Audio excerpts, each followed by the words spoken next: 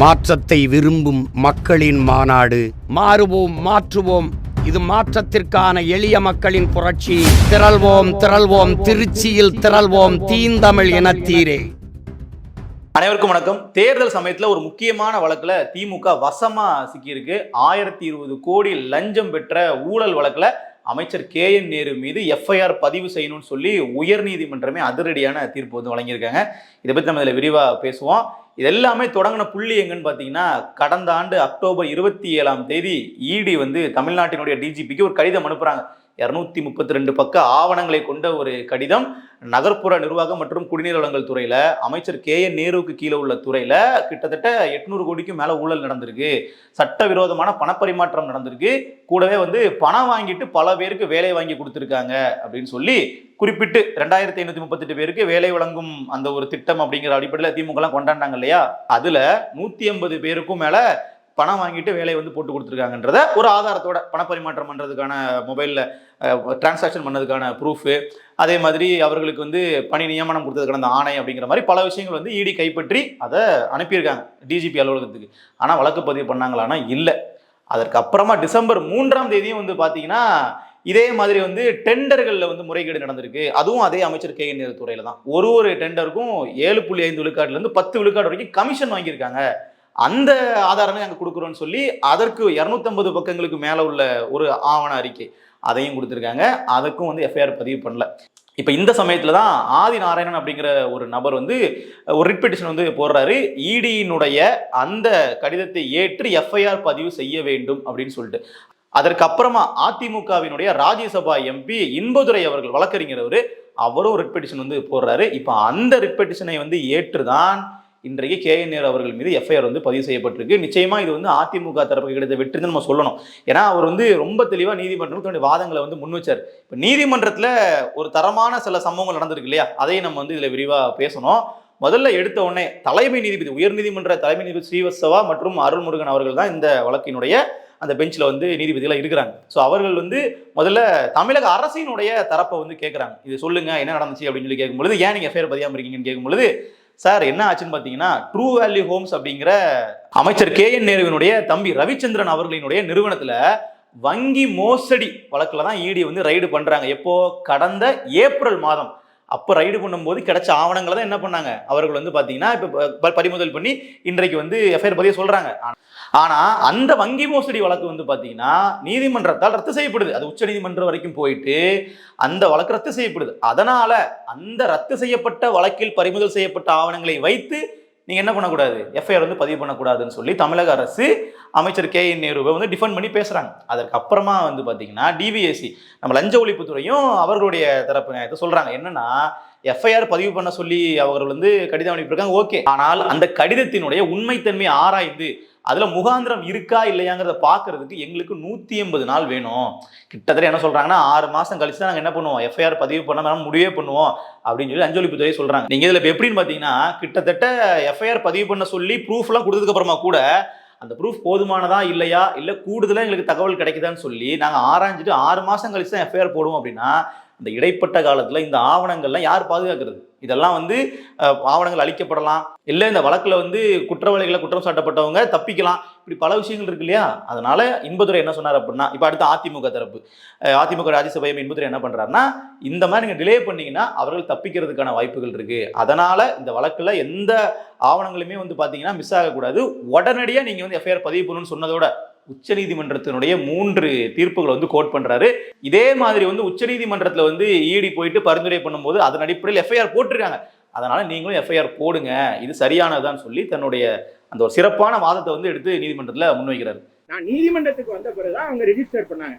Register பண்ணி preliminary enquiry நடந்துகிட்டு இருக்குன்னு சொல்றது போதாது, ஏன்னா எல்லாம் குற்றவாளிகள் தப்பிடுவாங்கங்கிற எங்களுடைய வாதத்தை நீதிமன்றம் ஏற்றுக்கொண்டு கோர்ட், அதாவது உடனடியாக அப்படிங்கிற வார்த்தை அதில் பயன்படுத்தியிருக்காங்க. உடனடியாக அவர்கள் மீது, நேரு மீது உடனடியாக வழக்கு பதிவு செய்ய வேண்டும் என்று உத்தரவிட்டிருக்கிறார். இப்ப இதை கேட்டதுக்கு அப்புறம் தான் நீதிபதி அவர்கள் என்ன பண்றாரு, ஒரே போட போறாரு, முகாந்திரம் இருக்கு, இதுல வந்து நீங்க ஊழல் பண்ணதுக்கான முகாந்திரம் இருக்கு, லஞ்சம் வாங்கினதுக்கான முகாந்திரம் இருக்கு, உடனடியா வழக்கு பதிவு பண்ணுங்கன்னு சொல்லி உத்தரவு பிறப்பிக்கிறாரு.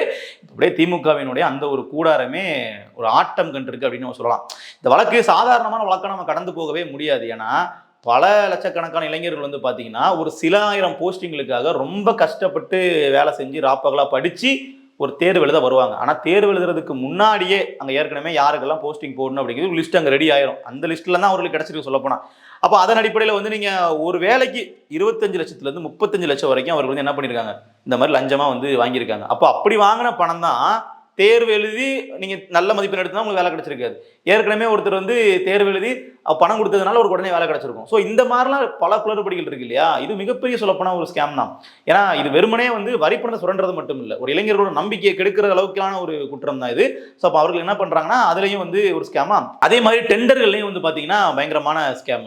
இப்படி இந்த ரெண்டு தரப்புமே வந்து KN அவர்களுக்கு நேரடியாக கீழே தான் வருது. ஸோ அதனால தான் வந்து பார்த்தீங்கன்னா இப்போ அவர் மீதே வந்து FIR பதிவு செய்ய சொல்லியிருக்கிறாங்க. இதில் இன்னொன்று நீங்கள் நினைக்கலாம், DVS தானே FIR பதிவு பண்ணியிருக்காங்க, லஞ்ச ஒழிப்புத்துறை தானே FIR பதிவு பண்ணியிருக்காங்க, இதில் என்ன திமுக பெரிய சிக்கல்? ஏன்னா லஞ்ச ஒழிப்புத்துறையே தமிழ்நாடு அரசுக்கு கீழே தானே வருது அப்படின்னு நினைக்கலாம். ஆனால் ட்விஸ்டே வந்து அங்கே தான் இருக்குது. இங்கே லஞ்ச ஒழிப்புத்துறை நடவடிக்கை எடுக்கிறாங்க எடுக்கலை அதெல்லாம் ஒரு பக்கம் ஓரமாக இருக்கும். இப்போ அடுத்ததாக வந்து ED வந்து இதில் உள்ளே வரும். அதுதான் வந்து இங்கே முக்கியமான விஷயமே.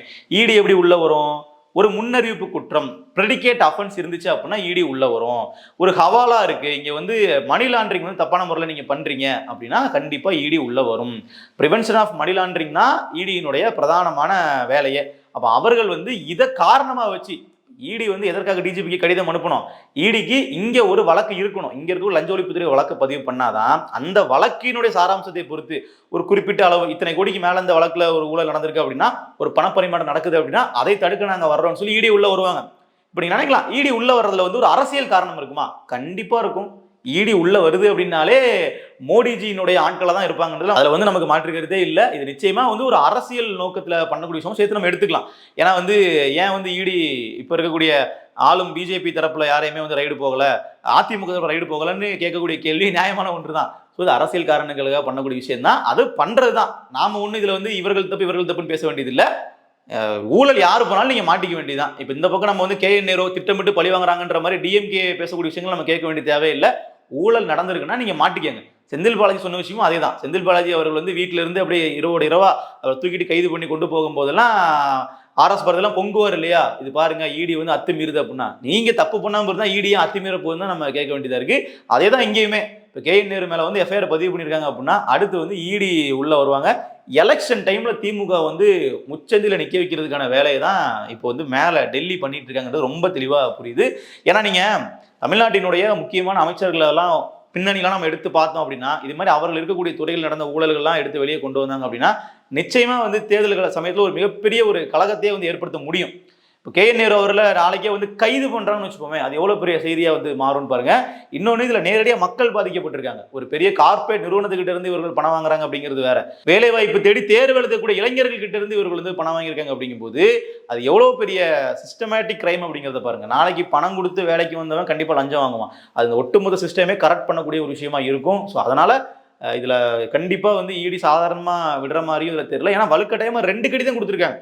ஒரு கடிதம் கொடுத்தாங்க, கிடப்பில் போட்டாங்கன்னு இல்லை. உடனடியாக KN நேருவோட மகன் அருண் நேரு அவர்கள் நிர்மலா சீதாராமனவே பார்த்தாரு இல்லையா, அப்போ நம்மளே விமர்சனம் பண்ணோம். அதை இவர்கள் வந்து உடனடியாக டெல்லி போயிட்டு இப்படி பார்க்குறாங்க, உடனே டெல்லி போயிட்டு சரண்டர் ஆகிறாங்கன்னா பேசியிருந்தோம். ஆனால் அதற்கும் அவர்கள் ஒத்துக்கல.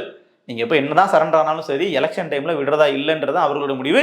எடப்பாடி அவர்களும் இங்கிருந்து அழுத்தம் கொடுக்குறாரு. இங்கே பாருங்க 4 லட்சம் கோடிக்கு திமுக ஊழல் பண்ணியிருக்குன்னு சொல்லி ஒரு ஊழல் பட்டியலை கொண்டு போயிட்டு ஆளுநர்கிட்ட கொடுக்குறாரு.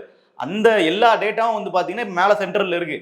ஸோ அதிமுகவினுடைய ஸ்டாக் என்னன்னு பார்த்தீங்கன்னா BJP கூட நான் கூட்டணி வைக்கிறேன், தாமரைக்கு தமிழ்நாட்டில் நான் வந்து ஒரு பேஸை கிரியேட் பண்ணுறதுக்கு நானும் சப்போர்ட்டாக இருக்கிறேன், நீங்கள் வந்து என்ன பண்ணுங்க உதயசூரியனை காலி பண்ணுங்க அப்படிங்கிறது கூட அவருடைய வாதமாக இருந்திருக்கலாம். சொல்லப்போனால் உதயசூரியன் பண்ண ஊழல்களை எல்லாம் பாஜக வந்து இவ்வளோ வேகம் நடவடிக்கை எடுக்கிறதுக்கான காரணமாக அதிமுக தான் பின்னணியில் இருக்கிறாங்க. ஏன்னா இந்த ரிட் பெட்டிஷன் போட்டு இந்த வழக்கில் FIR உடனடியாக பதிவு பண்ண வச்சதே பார்த்தீங்கன்னா அதிமுக ராஜ்யசபா MP இன்பதுரை தான். இதில் நம்ம வெளிப்படையாக பார்க்கும்போது BJP திமுக வந்து அட்டாக் பண்ணுறாங்கன்னு நமக்கு தோணினாலும் ED மூலமாக இங்கே பின்னாடி இருந்து இயக்குறது அதிமுக தான். ஆரம்பத்திலேருந்தே ஊழல் பட்டியலை வந்து ஆளுநர்கிட்ட கொடுத்ததுலேருந்து இந்த ரிட் பெட்டிஷன் போட்டு FIR பதிவு பண்ணது வரைக்கும் அந்த ஆஃப் ஸ்க்ரீன் வேலை பார்க்குறதுலாம் அதிமுகவாக தான் இருக்குது. ஸோ எடப்பாடியினுடைய திட்டமே வந்து அதுதான். தேர்தல் சமயத்தில் நீங்கள் உங்கள் ஆளுங்களை இறக்குங்க, நீங்கள் ED இறக்குங்க, இன்கம் டேக்ஸ் டிபார்ட்மெண்ட்டை இறக்குங்க, எல்லாரையும் பிடிங்க, அப்போதான் நமக்கான ஒரு வெயிட்டேஜ் வந்து கிடைக்கும், நாம வந்து திமுக ஒரு மாற்றணி இருக்க முடியும் அப்படிங்கிறது அவர்களோட திட்டம். கண்டிப்பாக இந்த வழக்கில் வந்து KN நேரு அவர்கள் ரொம்ப சுலபமாக தப்பிக்கிறதுக்கான வாய்ப்புகள் எல்லாம் எப்போவுமே என்ன பண்ணுவாங்கன்னா ஒரு வழக்கு அப்படியே இழுத்து கொண்டு போய் உச்சநீதிமன்றம் வரைக்கும் போய் உச்சநீதிமன்றத்தில் போயிட்டு என்ன பண்ணுவாங்க, இந்த மாதிரி இடி வந்து அவருடைய அதிகாரத்தை மீறி செயல்பட்டுட்டாங்க. அப்படிதான் டாஸ்மாக் வழக்குல போயிட்டு உச்சநீதிமன்றம் வரைக்குமே வாதாடினாங்க. கிட்டத்தட்ட டாஸ்மாக் வழக்கு பொறுத்தவரை திமுகவுக்கு அது பெரிய ரிலீஃப் தான். ஏன்னா இடி வந்து எந்த நடவடிக்கை எடுக்கக்கூடாது, எந்த ரைடும் போகக்கூடாது சொல்லி இந்த வழக்கை எப்படி நிப்பாட்டி வச்சுட்டாங்க, இடைக்கால தடை வாங்கி வச்சுட்டாங்க. ஆனால் இடி மறுபடியும் அதுலேயும் வந்து இப்போ திருப்பி விசாரணை தான் ரெடி பண்ணிட்டு இருக்காங்க. அடுத்த ஹியரிங் வரும்போது இடி பறிமுதல் பண்ணியிருக்கக்கூடிய ஆதாரங்களை கொடுத்தாங்க அப்படின்னா அந்த டாஸ்மாக் வழக்கும் 10,000 கோடி 1000 கோடின்னு சொல்றாங்க இல்லையா, அந்த டாஸ்மாக் வழக்கும் பார்த்தீங்கன்னா இனி வெளியே வர்றதுக்கான வாய்ப்புகள் இருக்கு. அந்த 1000 கோடி ஊழல் 10,000 கோடி வரைக்கும் அதுல வந்து பண்ணியிருப்பாங்கன்ற குற்றச்சாட்டுகள்லாம் இருக்கு பாருங்க. அதெல்லாம் வெளியே வர ஆரம்பிச்சதுன்னா திமுகவுக்கு தேர்தல் சமயத்தில் மறுபடியும் சிக்கலா இருக்கும். ஒவ்வொரு துறையிலையுமே இருக்கக்கூடிய அமைச்சர்கள் பின்னாடி அத்தனை ஊழல் பட்டியல்கள் இருக்கும். எல்லாமே வந்து சென்ட்ரல் ஏஜென்சி கையில் எடுத்தாங்க அப்படின்னா இவர்களால இங்க அரசியலே பண்ண முடியாது. அதுவும் தேர்தல் சமயத்துல எப்படி வந்து இவர்கள் பணத்தை வந்து வெளியே எடுப்பாங்க, இந்த மாதிரி இடி இன்கம் டேக்ஸ் டிபார்ட்மெண்ட் சுற்றி இருந்துச்சு அப்படின்னா அதுதான் வந்து அவர்களோட திட்டமாக இருக்கும். இன்றைக்கு வந்து பார்க்கும்போது கூட்டணி கணக்குகளை பற்றி மட்டுமே பேசிட்டு இருக்காங்க. ஆனால் இவர்கள் ஒவ்வொருத்தருக்கு பின்னாடி இருக்கக்கூடிய கிரிமினல் பேக்ரவுண்ட் அப்படிங்கிறதும் தேர்தல் சமயத்தில் மிகப்பெரிய ரோலை பிளே பண்ணும். ஏன்னா இதெல்லாம் பண்ணி காட்டுனதை நம்ம பார்த்துருக்கோம். டெல்லியில் ஒரு சீஃப் மினிஸ்டரை வந்து கைது பண்ணி சிறையில் அடைத்த காட்சிகளையும் நம்ம பார்த்துருக்கோம். அரவிந்த் கெஜ்ரிவாலையே இந்த மாதிரி இடி மூலமாக ஒரு வழக்கு பதிவு பண்ணி அவர்கள் வந்து கைது பண்ணியிருக்காங்க. ஸோ அப்போ அது மாதிரி ஒரு வழக்கு ஒரு முகாந்திரம் இருக்குது. அதில் கிட்டத்தட்ட அவர்கள் தவறும் பண்ணியிருக்காங்க. அப்படிங்கிற பட்சத்தில் இடி நினைத்தால் அங்கே மேலே மோடி நினைத்தால் அதுக்கு கைது பண்ணுறதுக்கான சாத்தியக்கூறுகள் தான் இருக்குது. அந்த அளவுக்கு தான் இவர்களோட பேஸ்மெண்ட் வீக்காக இருக்குது. இவர்கள் மேடைகளை வேணால் ஏறி நீங்களாம் ஒரு பிரதமரான்னு சொல்லி கேட்பாங்க. ஆனால் இங்கே வந்து டெல்லி ஓடினாங்க அப்படின்னா ஐயா அப்படின்னு சொல்லி கையை பிடிச்சி தான் பேசுவாங்க. நமக்கு அந்த ஃபோட்டோவே நம்ம கைக்கு கிடைக்கும். அப்போ இந்த வழக்குலையும் அடுத்து வெகு விரைவில் நம்ம KN நேரு அவர்கள் வந்து டெல்லி போகிறாரா இல்லை மகன் அருண் நேரு அனுப்பி வைக்கிறாருங்கிறது நம்ம பொறுத்திருந்தா பார்க்கணும். எது எப்படியானாலும் நீதிமன்றமே இதில் FIR வந்து போட சொன்னதுனால கண்டிப்பாக போட்டு தான் ஆகணும். வழக்கு விசாரணை தொடங்கத்தான் செய்யும். இன்னும் அடுத்து வரக்கூடிய 2 மாதங்களில் பல விறுவிறுப்பான அப்டேட்டுகள் நமக்கு கிடைக்கும். KN நேரு அவர்கள் வழக்கை பற்றி தொடர்ச்சியாக நம்ம பேசுவோம். நன்றி.